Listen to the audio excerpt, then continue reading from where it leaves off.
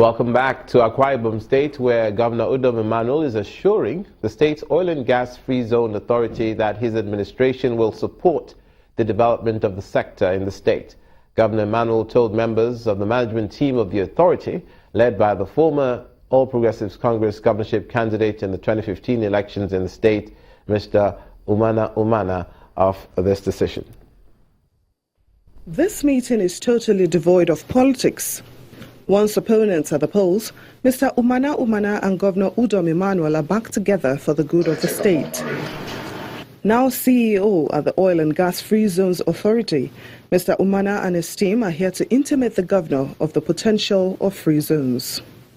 In the light of the obvious economic benefits of the free zones and of course the strategic location of Akwa Ibom, we have decided to invite the Akwa Ibom State government to work with the authority to establish oil and gas free zones in Akwa Ibom State. The locations under consideration are Ibaka, Ibno, and Ikwarabase. These three areas are strategic locations in the states for oil and gas free zones. Governor Emmanuel commends the team and pledges his administration's support for the initiative. I want to really say here that we're excited and we're happy to partner with you. We should be able to discharge our responsibilities and also on time.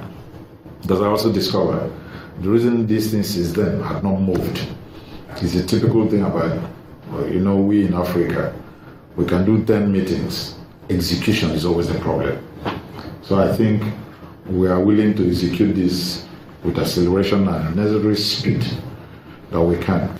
The first idea of establishing a target-free zone came up in May 2014 between the authority and the Akwa Ibom State government, and indications at this meeting are that this time the agreement will be finalized.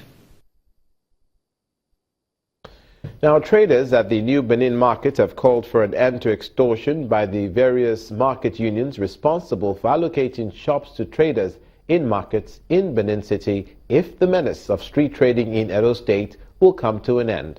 The traders who commended the ban on illegal levies and taxes told Channels Television that the action of the state government only served half of the problem, as the market unions are carrying on with their activities unaffected. Wares on display along major roads and on sidewalks around some markets in Benin City, the Edo State capital. Some commercial motorists also pick and drop their passengers on the road, causing heavy traffic jam. And while inside the markets, there are shops available for use. But traders in the market say their colleagues trading by the roadside are a hindrance to their business. Most customers that come from outside that has cars, they don't get place to park so that they can come inside the market to patronize us. Parking space. 2, the main road, they're congested. 3, most of the time, what the fair break, sometimes like US are going to keep many people for traffic light, they want to like fair break, it keep many people. These street traders who claim to have been allotted the trading spots by individuals who collected money from them applaud the government's recent ban on illegal collections.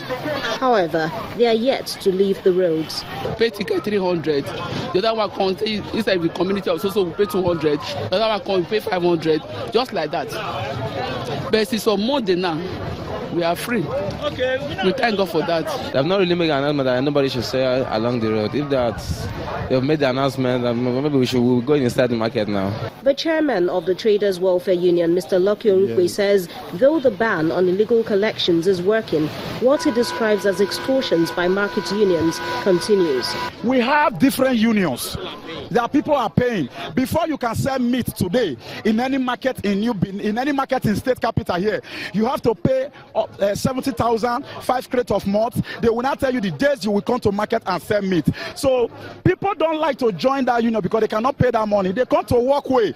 Before you can sell pepper or tomatoes, you have to pay 30,000 naira with 5 crates of malt. So anybody that is selling tomatoes with 15,000, that has capital of 15,000, that cannot join that union with 30,000, he has to come walkway. So government has to rise up, and we will identify this union. We know them. From these explanations, the menace of street trading seems to be one that will remain until a solution is found that will bring the much needed order to these markets.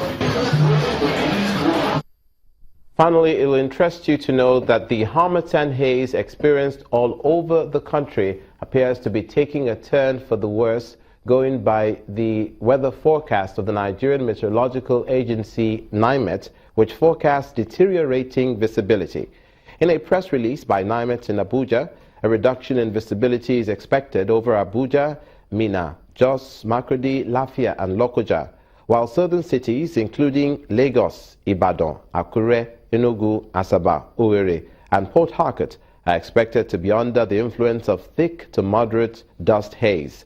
NIMET warns road users to be careful of speeding in the early hours of the morning because of impaired visibility, while air travelers can expect flight cancellations and delay of flights for their safety. Meanwhile, NIMET also lets the public, or rather alerts the public, on the attendant health implications of the Harmattan dust, and those allergic to dust are advised to take medication to alleviate the effects on their health. On that note, we'll bring this edition of News Across Nigeria to a close. Thank you so much for watching. I'm Olumide Macaulay on behalf of me and the production crew. See you next time.